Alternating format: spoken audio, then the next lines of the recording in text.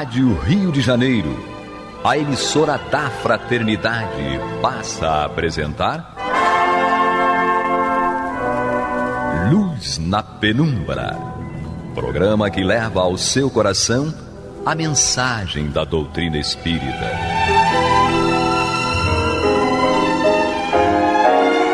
E agora, com vocês, Aloísio Guigino, Fátima Miranda e Eduardo Araújo, para o estudo da obra O que é o Espiritismo, de Allan Kardec. Nossos abraços, amigos ouvintes da Rádio Rio de Janeiro, emissora da Fraternidade. É com uma alegria muito grande que nós estamos aqui juntos novamente, eu, Aloísio, com Eduardo Araújo. Muita paz a todos. E Fátima Miranda. Que desânimo, né? Que desânimo. É porque eu tô olhando a cara de vocês e os ouvintes não estão vendo. Que desânimo. Então nós estamos aqui para conversarmos a respeito dessa obra, O que é o Espiritismo. Lembrando sempre que essa obra, O que é o Espiritismo, foi elaborada por Allan Kardec para esclarecer dúvidas que surgiram quando da primeira edição do Livro dos Espíritos, em 1857. Então, nós estamos aqui no capítulo 3º, solução de alguns problemas pela doutrina espírita, e nós estamos no tópico, o homem depois da morte. Isto é, para onde nós vamos, como nós vamos, aonde nós estaremos após deixarmos esta veste física. E nós estamos então na questão 157, que continua... 158. 158. Você está vendo? Isso é que eu gosto de gente atenta. Tá? 158, que vai nos falar, de certa forma, na vida futura para determinadas desencarnações, e nós vamos ouvir então as considerações a respeito da nossa Miranda. 158. Qual, na vida futura, a sorte das crianças que morrem em tenra idade? Essa questão é uma das que melhor provam a justiça e a necessidade da pluralidade das existências. A alma que só tiver vivido alguns instantes, sem fazer nem o bem nem o mal, não pode merecer prêmio nem castigo, pois, segundo a máxima do Cristo, cada um é punido ou recompensado conforme suas obras. É tão ilógico como contrário à justiça de Deus admitir-se que, sem trabalho, essa alma seja chamada a gozar da bem-aventurança dos anjos ou desta se veja privada. Entretanto, ela deve ter um destino qualquer. Um estado misto por toda a eternidade seria igualmente uma injustiça. Uma existência logo em começo interrompida, não podendo, pois, ter consequência alguma para a alma, tem, por sorte atual, o que mereceu da existência anterior e futuramente o que vier a merecer em suas existências ulteriores. Por conta da falta de bagagem, né? Se o objetivo da encarnação é a evolução dos espíritos e as reencarnações é consolidação desse aprendizado através da corrigenda de erros e melhoria de atitudes, o espírito que reencarna na infância e em tenra idade, então, né, tem aqueles que já reencarnam e imediatamente desencarnam. Qual seria o mérito ou demérito deles? Então, a misericórdia divina, através da pedagogia da reencarnação, vai nos mostrar. E Deus não tem pressa, porque nós somos espíritos imortais, e o objetivo dele é que um dia tenhamos a compreensão dele e das leis que regem a vida. Então, o tempo que for necessário, ele nos aguarda. Cabe a cada um de nós, né, identificar os pontos de rebeldia e buscar se melhorar, aproveitando as oportunidades. Essa questão daqui, ela merece uma reflexão mais profunda. Porque se nós raciocinarmos em termos da vida física, realmente o que está aqui preenche plenamente aquilo que nós precisamos entender. Nós crescemos de acordo com as nossas obras. Se nós não tivemos tempo para obrar, nós não crescemos. Mas, em contrapartida, existe uma outra lei natural, que é a lei do progresso. E a lei do progresso, ela se aplica a toda a criação constantemente. Então, dentro do processo de reencarnação, e o espírito ou a alma que vai desencarnar, certo? Pouco tempo depois de haver reencarnado, ela passou pelo processo de reencarnação. E se ela passou pelo processo de reencarnação, várias situações podem ser daí extraídas, porque o processo de reencarnação é um processo que exige do espírito vamos dizer assim, algum sacrifício, vamos colocar dessa forma. E se o espírito se propõe, se apresenta conscientemente para reencarnar por alguma razão e passa por todo esse processo, é uma prova para o espírito, a reencarnação. E se ele se submete a essa prova de maneira voluntária e entendendo e querendo, através disso, proporcionar alguma coisa de boa, ele já está promovendo alguma coisa de boa. Então, aí já existe uma obra. Aí já existe algo que irá contribuir de alguma maneira para o seu crescimento espiritual. Ele não obrou como encarnado na vida física, mas obrou como espírito no seu processo. Dócil à vontade do Senhor. Isso.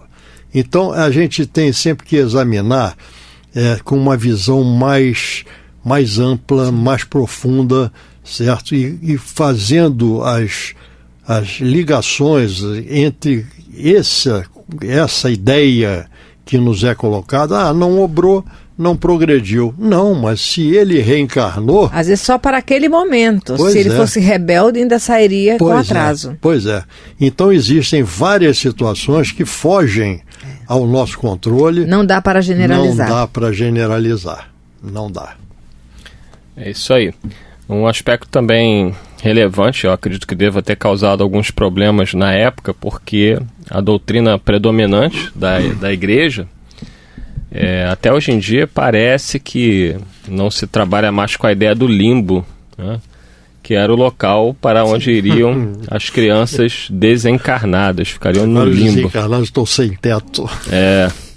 Então parece que houve aí uma modificação na doutrina da igreja e a abolição do limbo. Mas ainda existe uma ideia forte, né? A gente volta sempre à questão da reencarnação. Se não há reencarnação, eu acho até uma discussão válida. Como ficaria o espírito de uma criança que nem teve tempo, muitas vezes, de fazer o bem, mas também não teve tempo de fazer o mal, né? Se não há reencarnação, as pessoas tentam buscar uma explicação, e eu até aceito, para aqueles que não compreendem a ideia da reencarnação, de que elas entenderiam que as crianças deveriam estar num lugar bom, já que são almas teoricamente puras, né? Encarnaram no planeta, nasceram pela vontade de Deus e morreram, muitas delas logo após o nascimento, outras no próprio ventre materno. O que seria feito desses espíritos? Então eles consideram que estaria numa espécie de um limbo, ou mesmo no próprio paraíso, já que... Mas aí os espíritos vêm trazer uma reflexão da justiça de Deus, porque não teria sentido, né? Aqui no livro dos Espíritos, vamos lá, Kardec perguntou na questão 198, por não ter podido praticar o mal, o espírito de uma criança que morreu em tenra idade pertence às categorias superiores, que é o que nós estamos aqui conversando, né? Se ele não teve tempo de praticar o mal e morreu, como é que fica? E aí os espíritos respondem, se não fez o mal, também não fez o bem. E Deus não o isenta das provas que tenha de padecer. Se for puro, não será pelo fato de ter sido criança, mas porque era mais evoluído. Então, isso é uma outra reflexão. O espírito de uma criança pode ser um espírito puro? Pode. Se já é um espírito que conquistou essa evolução, e não porque ele é criança. Só que aí é um entendimento completamente diferente da doutrina espírita, E entendimento esse de que, até lembrando o livro do Hermínio Correia de Miranda, nossos filhos são espíritos. Isso, no futuro, vai causar uma grande revolução na própria pedagogia, na maneira como nós olhamos para uma criança, educamos uma criança, porque quem é espírita, espiritualista, que conhece a realidade da reencarnação, sabe que a criança é um espírito que já viveu muitas existências, que traz uma bagagem de progresso, de virtudes, mas também de muitos defeitos, de muitos problemas a corrigir. Isso ajuda, né, a você que está aí nos acompanhando, ouvindo o nosso programa, a olhar para o seu filho, olhar para o seu neto, seu sobrinho, de uma maneira diferente, entendendo que é fundamental, desde o ventre materno, né, começa o processo educativo. Sim. Muitos médicos, né, até médicos não espíritas, que nem têm tanto conhecimento, relatam que desde o ventre materno a mãe e o pai precisam estar atentos que ali tem uma vida, né, que recebe influência. Os próprios psicanalistas, psicólogos entendem que através de um processo de regressão de memória é comprovado que a criança tem percepções desde o ventre materno do que acontece ao redor dela, mesmo eles não acreditando na reencarnação. Porque a percepção é do espírito, né? A percepção é do Exatamente. Do espírito. O espírito já está presente ali. E isso mostra através dos processos de regressão de memória que desde o momento em que a criança está no ventre materno, as brigas, tudo que acontece ao redor dela, as emoções da mãe, afetam profundamente a vida desse espírito. Não só através do processo de regressão de memória, mas também por experiências ou fatos que são narrados de coisas que aconteceram durante a gravidez e que, no entanto, são utilizadas para fazer com que haja uma resposta após o nascimento daquela criança. Então, já existe aquele registro. Então, esse registro, ele vem sempre acontecendo, porque quem está reencarnando ali é um espírito, e o espírito já está ligado àquele corpo em formação, aquele feto, já está ligado a ele, né? Que é no momento da fecundação que o espírito começa a sua ligação com a vida material, vamos dizer assim. E aí, Miranda? Nós sabemos que isso fica mais ou menos intenso de acordo com o nível do véu do esquecimento, né? Porque tem crianças que não precisa nem de uma regressão de memória. Tem crianças que não precisam nem de regressão de memória. Ele narra coisas da primeira infância, logo no início do pós-parto, que os pais nunca falaram. Então nós ficamos... Aqui no Ocidente isso não fica tão gritante, mas lá na Índia, por exemplo, tem narrativa de crianças que têm uma memória já aflorada desde os primeiros tempos de infância, e quando chega mais adulto eles lembram de coisas que não é o comum para a grande maioria, mas conforme o homem da Terra for amadurecendo o seu potencial moral, isso vai se tornar mais evidente.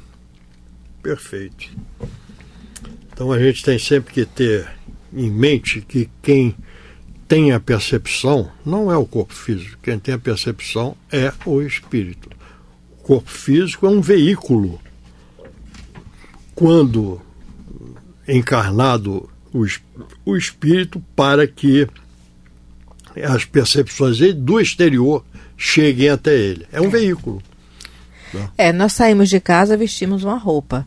Nós vamos chegar em casa, a roupa vai dar uma noção mais ou menos do tipo de ambiente onde estivemos. Se sofremos um tombo, sujamos, tal, mas não vai dar a riqueza de detalhes das experiências que nós vivenciamos na rua, né?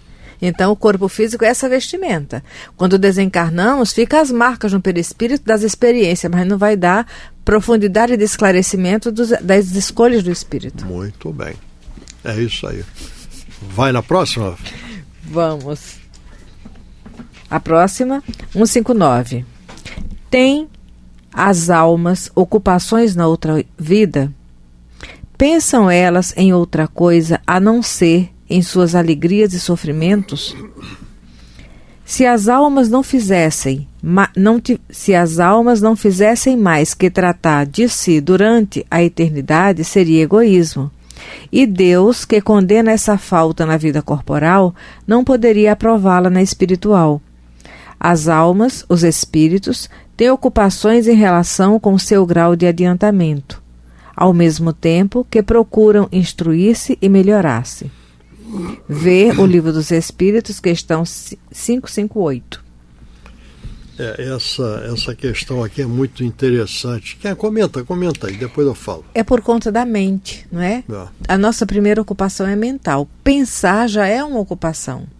Então nós vamos encontrar narrativas na obra do André Luiz sobre companheiros e irmãos nossos que desencarnam e eles estão presos à própria mente por conta das atitudes infelizes que tiveram enquanto encarnados. Quando nós vamos ver no livro Nosso Lar, nas câmeras de retificação, aqueles espíritos que a Narcisa e o André Luiz assistem, aparentemente parece que eles dormem, mas quando o André Luiz começa a observar a onda mental deles, percebe o nível de perturbação e pesadelos. E esses estão ocupados aprisionados nos próprios pensamentos. Mas tem aqueles na colônia que trabalham, que estão envolvidos, estão aprendendo, estão elaborando, planejando situações que mais tarde vivenciarão no corpo físico. Isso aí nós vamos enveredar aí por uma outra lei divina, outra lei natural, que é a lei do trabalho, né? Uma ocasião perguntaram a Jesus se trabalhava, e ele diz: eu trabalho e meu pai trabalha até hoje. Então nós todos estamos envolvidos pelas leis naturais, pelas leis divinas, pelas leis de Deus, que são eternas e imutáveis, são aplicáveis a toda a criação. É aplicado a toda a criação. Então estejamos nós, espíritos que somos encarnados ou desencarnados, nós estamos submetidos às leis da criação. E essas leis morais, essas leis divinas, você tem ali a lei do progresso, você tem ali a lei de sociedade, você tem ali a lei do trabalho, e vamos às 10 que nós sabemos e nós conhecemos da terceira parte do Livro dos Espíritos, e nós vemos o seguinte, que isso nos foi ampliado de uma forma muito, muito intensa por André Luiz, certo? André Luiz, posteriormente, logicamente, a essa obra que nós estamos aqui estudando. Mas nós, quando estudamos, nós fazemos links, né, com aquilo que nós já conhecemos, além do que está nessa obra, que na ocasião só dispunha do Livro dos Espíritos. E nós hoje já temos uma coletânea de obras e, logicamente, de conhecimentos que ampliam a nossa percepção. E André Luiz, quando nas suas obras A Vida no Mundo dos Espíritos, ele nos mostra com uma clareza imensa, certo? Como obram, como trabalham os espíritos. Nós mesmos que estamos aqui, todos nós sabemos que nós temos um anjo da guarda, né? Eu tenho 3, porque um só para mim não dá. Pois é. Deus foi generoso. Não dá conta. Deus, com a sua misericórdia, me botou mais de um, certo? Então, veja só, um anjo da guarda é um espírito que está desencarnado no plano espiritual e que tem um trabalho, certo?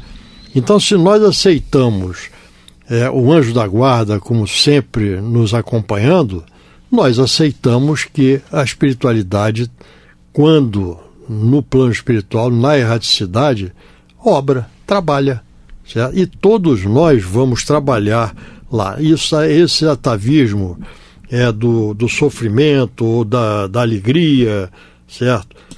Nos vem de conhecimentos que ainda tem um ranço, um atavismo em cada um de nós, que são as penas eternas, certo? Então isso prevaleceu para o cristianismo como sendo a realidade após a morte física, né? Ou vai sofrer no quinto dos infernos, certo? Ou então vai viver numa relva, ouvindo música dos anjos, certo? E, olha, devia de ser uma coisa, se realidade não é, mas se realidade devia ser uma coisa muito ruim, cansativa, certo? Porque seria um ócio, certo? Tremendo, falta de ocupação. Falta de criatividade de Deus. Tudo.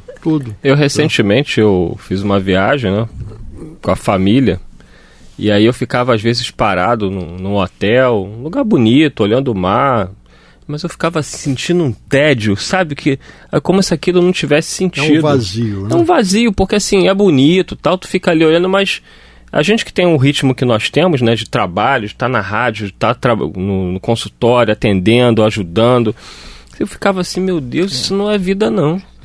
Eu falei, será que eu tô ficando doido, né? Porque normalmente as pessoas... eu gosto de passear, não tô dizendo aqui que eu não gosto de passear, eu gosto de passear, mas é o que a Luísa falou, vai passando o tempo, você fica 2 dias, você fica 3 e tal, mas quando já tava com 20 dias eu não aguentava mais aquilo. Não tem, aí você imagina você desencarnar e ficar na ociosidade no plano espiritual, é um verdadeiro inferno. E aqui é o que Kardec coloca na resposta a essa pergunta com relação às ocupações na vida espiritual.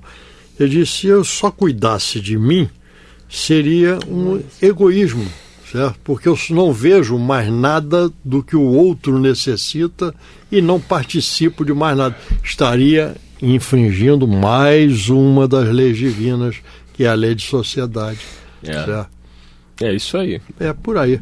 Então, mas isso ainda é muito presente, Eduardo. Sim.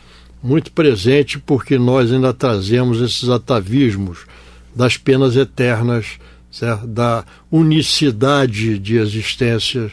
E o Espiritismo, quando chegou e nos trouxe a força da realidade da reencarnação como processo de justiça e misericórdia divina, certo?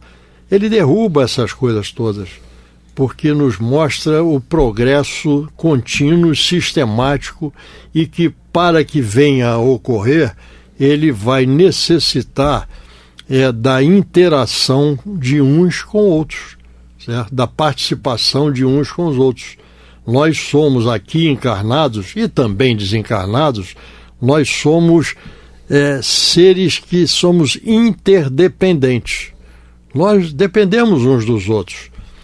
Nós aqui nos ajudamos, nos amparamos, nos esclarecemos. Nós começamos a nossa vida aqui, indo depois para a escola, onde alguém vai ensinar para a gente alguma coisa que será fundamental na nossa existência, na nossa vida. Quanto mais não seja as 4 operações para saber dar troco. São questões fundamentais e alguém vai ensinar para nós. Então essa questão é muito clara, mas é sempre bom nós reavivarmos na nossa mente para que nós possamos ter mais firmeza no nosso caminhar. E com isso chegamos mais uma vez ao final deste nosso encontro. Infelizmente estava ficando bom, certo? Mas semana que vem tem mais. Semana que vem. E até lá, se Deus quiser, e Ele há de querer. Muita paz a todos. Muita paz a todos. Muita paz a todos.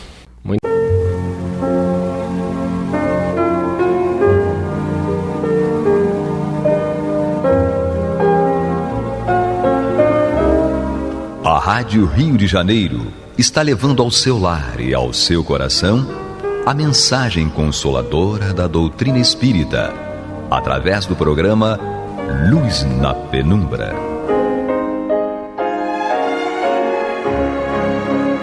E agora com vocês, Bill Fabiano e Renato Souza, para comentar os textos da Revista Espírita de Allan Kardec no período de 1859 a 1869.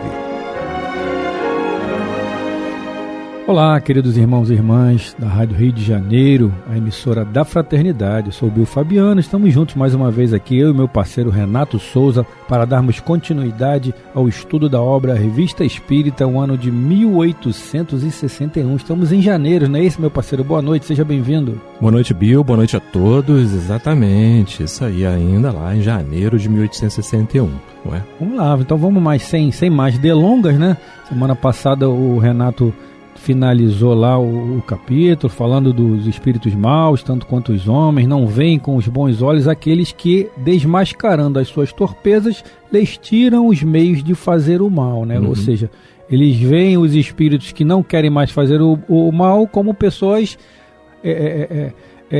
como entraves para eles, né? Então hoje a gente vai começar a falar sobre o ensino espontâneo dos espíritos. É isso, Renato? Os 3 tipos. Perfeito. Através do médium Alfred Didier. Vamos lá, então. Há no mundo 3 tipos que serão eternos. Esses 3 tipos, grandes homens os pintaram, tais quais eram em seu tempo, e adivinharam que existiriam sempre. Esses 3 tipos são, inicialmente, Hamlet, que diz para si mesmo, to be or not to be, that is the question. Caramba, você mandou bem no inglês, hein? Rapaz.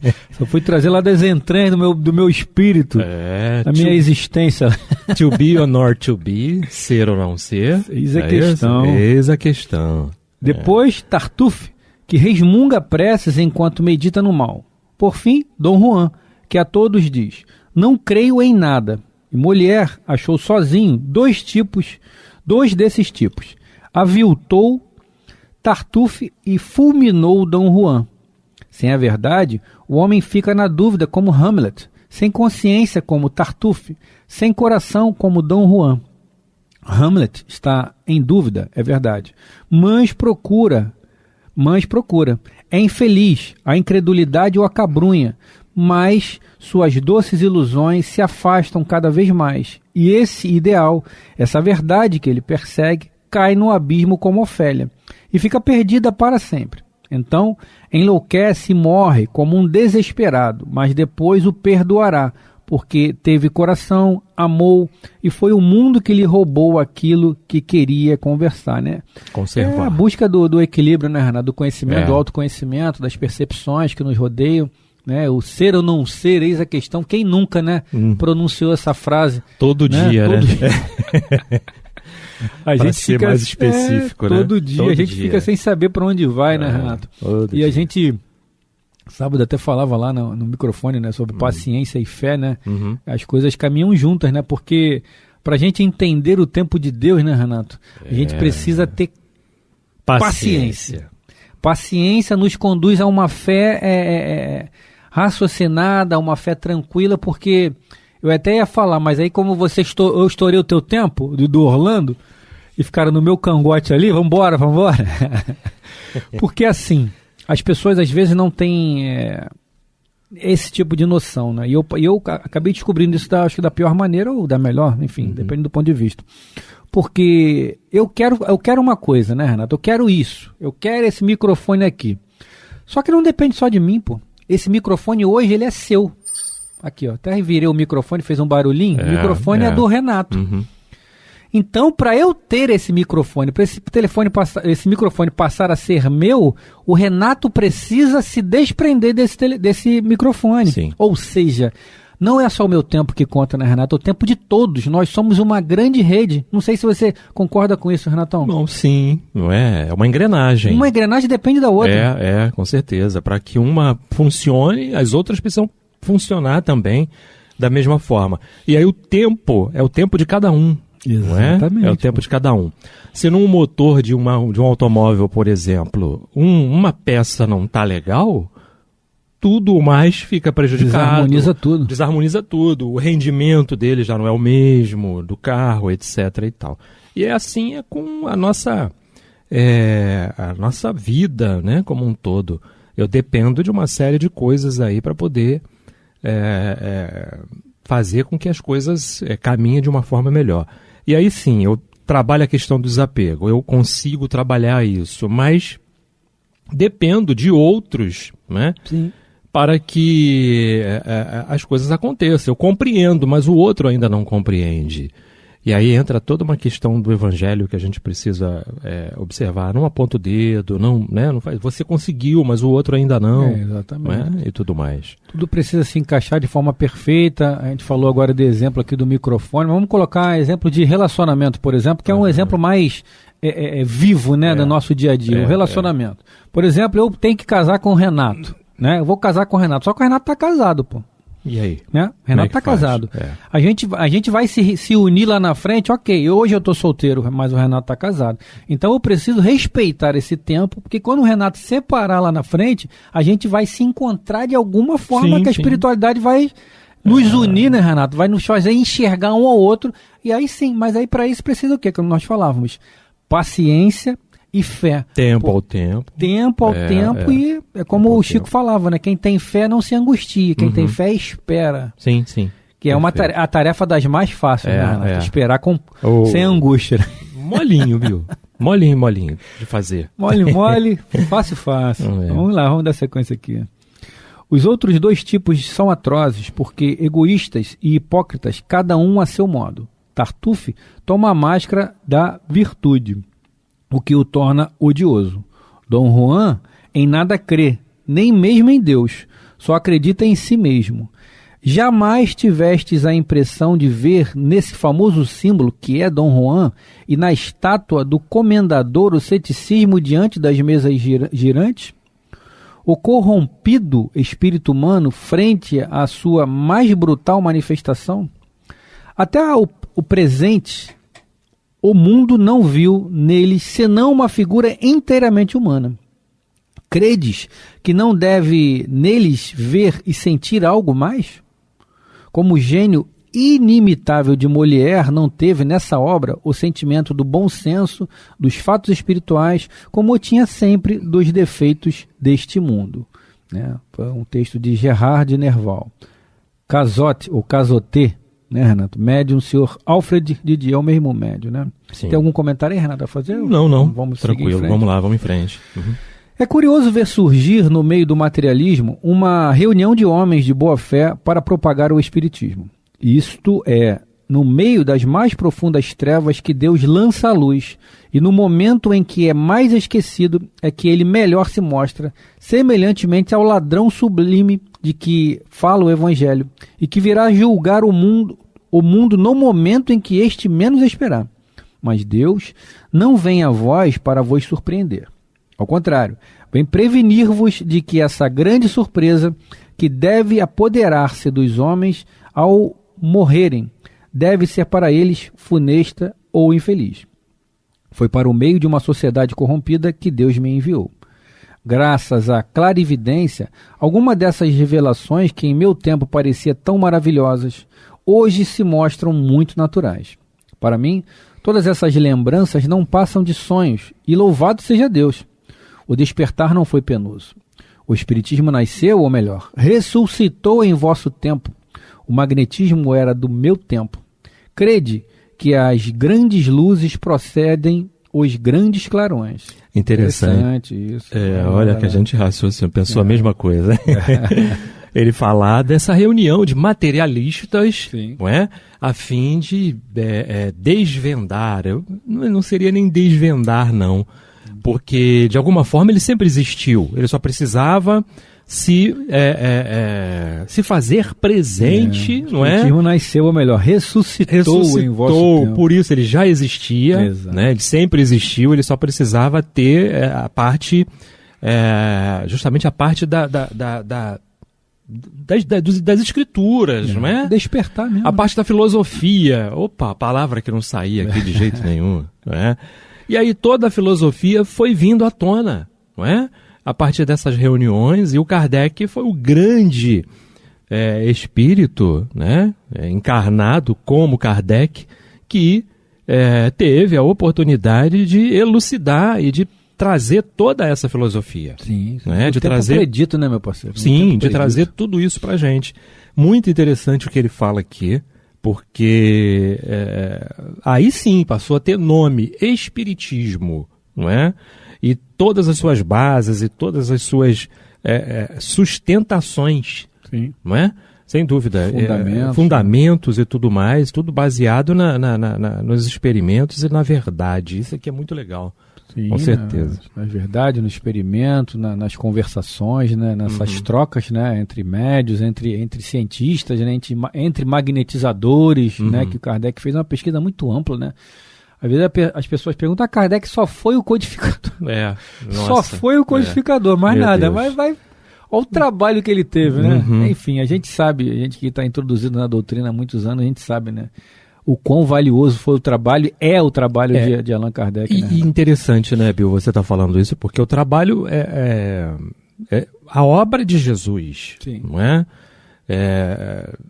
Veio através dele e o Pai nos favoreceu já com a implantação do Espiritismo no planeta para que a gente já pudesse começar um trabalho, né, e vislumbrar um mundo em regeneração. Sim. Não é um mundo regenerado, não. É um mundo em regeneração, não é?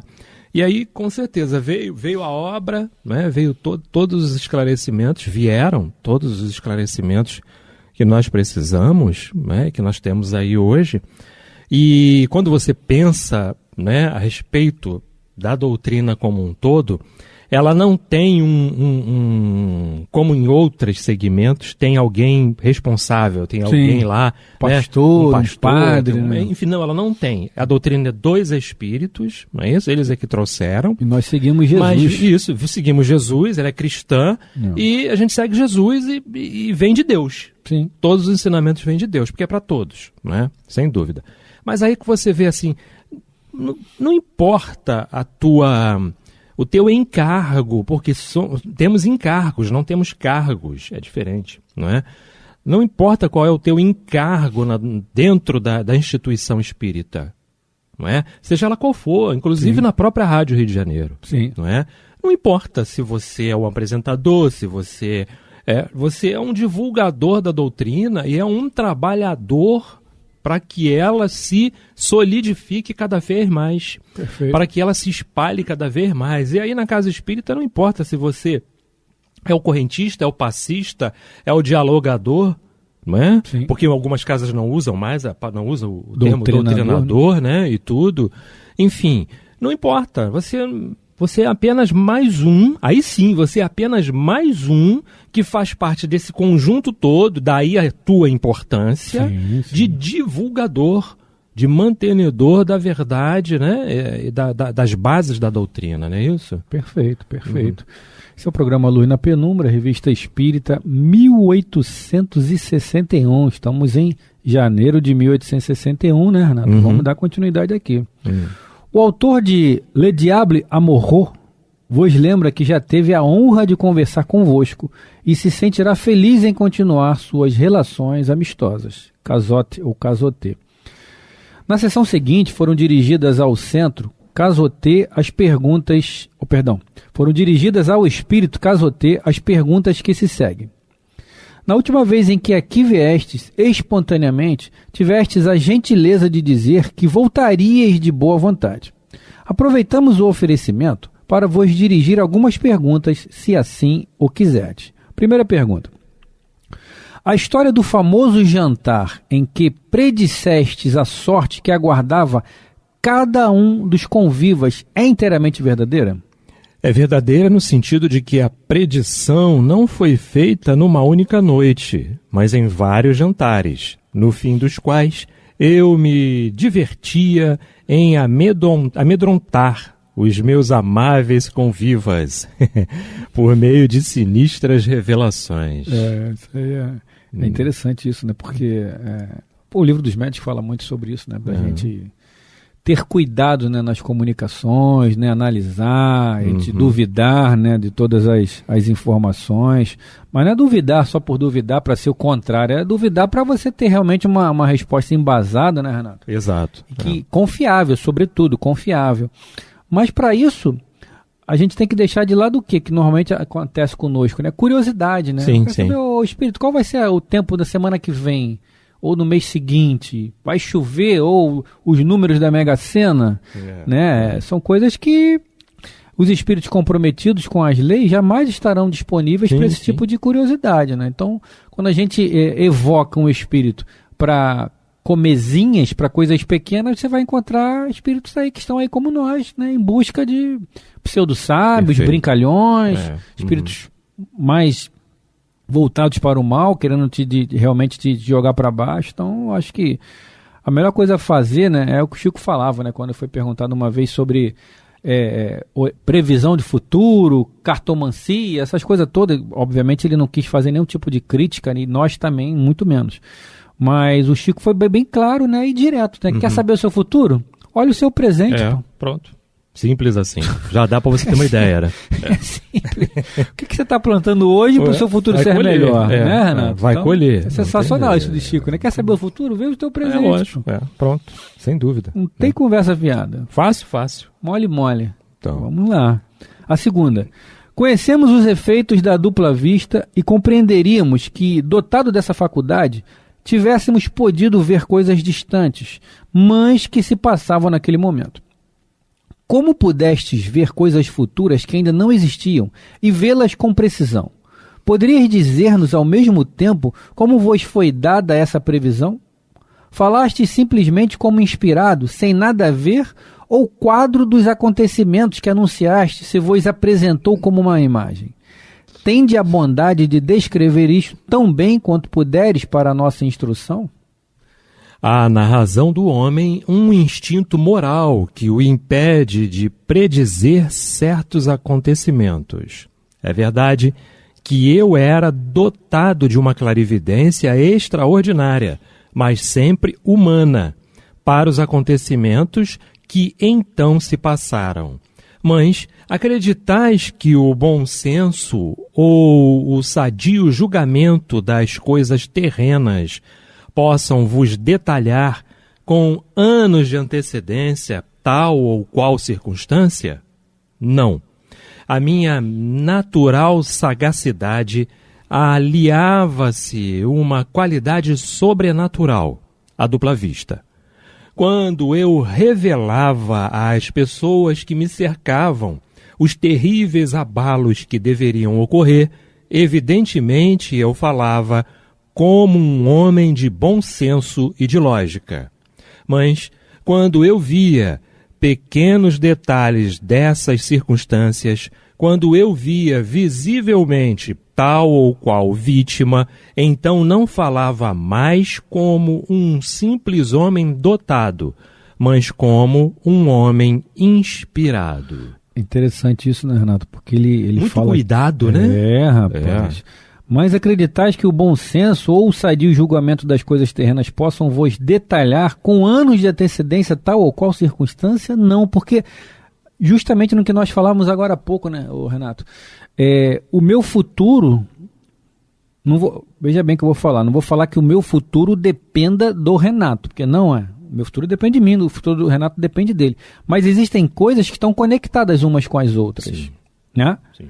Então, essa tarefa que nos foi dada aqui, né, não foi ofertada como uma oportunidade de serviço, né, aqui na rádio, né? Bom, vamos colocar assim, precisa ser o Bill e o Renato e o Bill. Tá, mas se o Renato não quiser? Ou se o Bill não quiser? Né? Aí o Luz na Penumbra para, né? Ninguém vai existir mais. Não existe isso. O trabalho tem que continuar, a despeito da nossa vontade ou não. Mas é para vocês entenderem que o futuro, ele não está escrito, pô. Ele pode estar alinhavado, né, Renato? Olha, precisa ser assim, dessa forma, é o ideal. Mas eu posso simplesmente falar, não, Renato, eu não vou mais não, pô, arruma outro parceiro aí, fala com a galera da rádio que eu não vou mais. E o Renato a mesma coisa. Pronto, aí a gente vai divergir nesse momento, a gente vai abrir e talvez lá na frente a gente convirja lá, né? Enfim, se una novamente. Mas é que as coisas estão muito atreladas umas às outras. Não sei se estou me fazendo entender, Renato, pra galera? Tô, né? Então, o futuro está nas nossas mãos. Bill, eu estava aqui refletindo, porque recentemente nós tivemos um seminário no Cefac. Aí estávamos lá, eu, João Nogueira, o Alan, e a gente estava conversando sobre orgulho e humildade, não é? Então surgiu uma questão que o João trouxe também, ficou um negócio muito bacana, porque a gente colocou todo mundo aberto, uma mesa, fez né? Uma coisa lá muito legal no auditório, né? E tudo. E aí a gente perguntou assim, até que ponto a espiritualidade maior, Deus, Jesus, enfim, dirige a tua vida? Não, você tem livre-arbítrio, não é? E aí o teu anjo da guarda, ele quer realmente que você faça a coisa certa. Ele espera e vai te sugerir a coisa certa, não é? Mas quem decide, quem bate o martelo é você. Sim. Então dizer que o futuro estava predito, não é? Em parte, pode ser que esteja realmente dentro do contexto, alguma coisa aconteça. Mas acontecer exatamente tudo do jeitinho que foi predito, olha, depende muito do que eu vou escolher para mim no próximo segundo. Muitas variáveis, né? Tem muitas variáveis, não é? Então dizer que Deus dirige a nossa vida deveria ser assim. Esse é o primeiro ponto. Né? Então, quando Paulo disse assim, não sou mais eu quem vivo, mas o Cristo que vive em mim, nossa, aí sim é você seguir realmente os ensinamentos. Exato. Aí sim ele está dirigindo a sua vida. Por enquanto, nosso livre-arbítrio, e precisamos tê-lo, porque precisamos experimentar a vida, porque precisamos experimentar as situações, precisamos aprender, e para aprender você tem que cair. Exato. Não necessariamente vai cair o tempo todo, mas para você, vai dar ruim, dá ter o tempo de consertar, não é? E que bom que deu tempo de consertar, mas você já pode ver que aquilo é perigoso, não é? Para você e para os outros. Então, o nosso livre-arbítrio, ele vai se modificando também à medida em que a gente vai amadurecendo, né, Bruno? Exato. Você falava aqui, eu lembrei agora daquele filme, o Todo-Poderoso, né, do Jim Carrey com Morgan Freeman, né? Morgan Freeman era Deus. Isso mesmo. E ele quis ser Deus por um dia. Foi. E o Morgan fala pra ele, que Morgan, sensacional Morgan esse ator, né? Freeman, ele é demais, né? Demais. Ele fala, você como Deus, você pode tudo, menos uma coisa. Influenciar no livre-arbítrio da pessoa. Quer dizer, é um filme, é uma ficção, mas isso está intrínseco na gente. Exato. Né? Nem Deus interfere no nosso livre-arbítrio. Não. Porque a maior ferramenta de evolução que ele colocou em nossas mãos é o nosso livre-arbítrio. Né? De experimento. Você tem sempre a opção. Sim, tentativa e erro. Você pode sempre escolher. Mas você podia escolher sempre. Ele te dá isso. Você pode escolher. E a pessoa, se ele não tivesse isso pra gente? Se você está em dúvida do caminho A e do caminho B e não conseguiu se resolver, para. Exatamente. Você tem a opção de parar. Não sabe para onde vai avançar, para a esquerda ou para a direita? Na dúvida, para. É melhor recuar do que perder o caminho. Exatamente. Não é? E aí você tem sempre uma opção de fazer alguma coisa. Refletir, para e reflete. Não é isso? Interessante, viu? Muito porque você refletindo, às vezes não, muitas vezes, quantas vezes a gente perde a conexão, né, Renato? Exato. A gente perde a conexão. Então você refletindo, você introspecta e você retoma a conexão, né? Sim. Enfim. Sim. A gente está chegando já ao final do programa, né? É sempre bom estarmos juntos aqui, todas as sextas-feiras. Luz na Penumbra de segunda a sexta, mas o Luz na Penumbra, Revista Espírita, 1861, às sextas-feiras, às 21h30, não é isso, meu parceiro? Exatamente, Bill. Uma boa noite a todos, fiquem com a paz do Cristo. Renato Souza, meu parceiro. Até o próximo programa.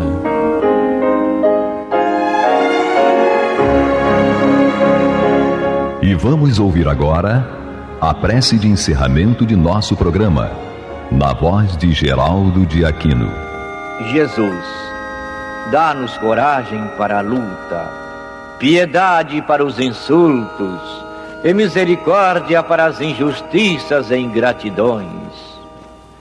Limpa nossa alma de inveja e ambições mesquinhas, de ódio e de vingança o nosso caminho.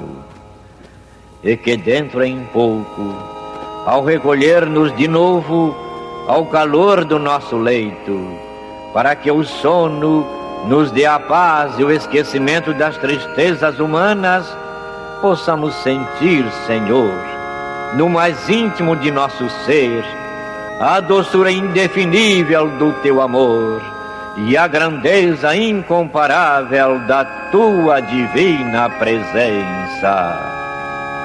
Que assim seja.